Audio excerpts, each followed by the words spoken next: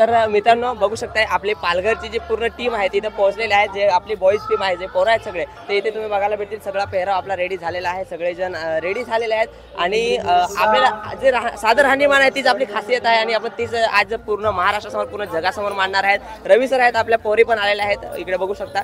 जे आपला साधा वारली पेहराव आहे, जे आपला फडकं नेसतात ते नेसलेलं आहे पोरींनी आणि हेच सादर राहणीमान आपली खासियत आणि हेच आपण आज सर्व संस्कृती दाखवणार। रवी सरांकडे तारपा आहे। सर काय वाटतंय, कसं सध्या फील करताय? सांगायचं झालं तर खूप गहिवरून आलंय, म्हणजे की एवढा मोठा स्टेज आहे आणि आपला कल्चर त्या ठिकाणी प्रेझेंट करायला भेटणार, तर नक्कीच सगळ्यांना अभिमान आहे आम्हाला की आपली पालघरची जी संस्कृती आहे ती आम्ही सादर करणार आणि पुरेपूर आम्ही 100% देण्याचा प्रयत्न करणार।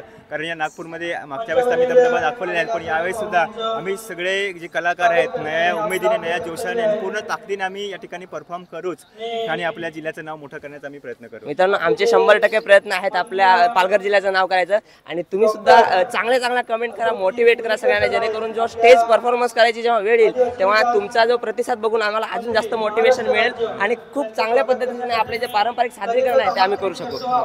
धन्यवाद।